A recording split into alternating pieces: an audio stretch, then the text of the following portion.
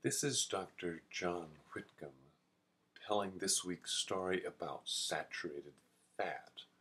Is saturated fat bad for you? When you go to the grocery store, do you avoid the yogurt that says high fat? Do you avoid buying eggs? Do you avoid buying bacon because you believe that saturated fat is bad for you? I have for the last 20 years. I've avoided buying high fat milk and high fat eggs and cholesterol containing foods. Do you know that we've probably been mistaken in that belief?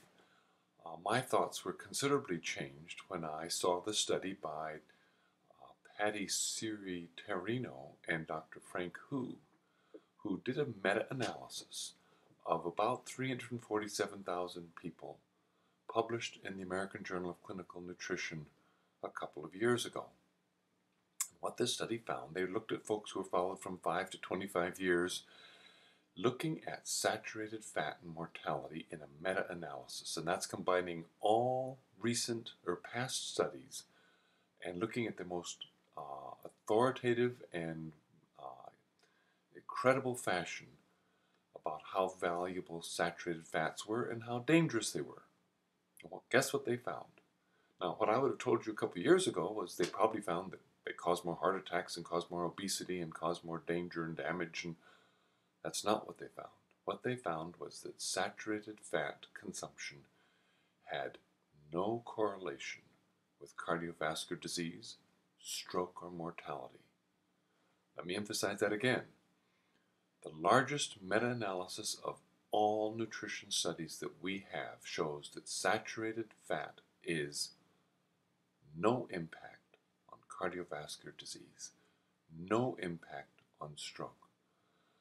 So there may be an impact of saturated fat on the amount of total cholesterol, but that's really relatively meaningless. I want to know, does it make me die? And in fact, it doesn't. So the evidence is now there, and it's pretty authoritative evidence that saturated fat doesn't cause damage. What does that mean for you? What I say is what will work for me.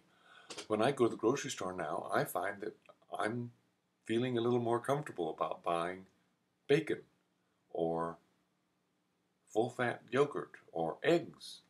And when I eat eggs for breakfast, I feel full. I don't feel hungry.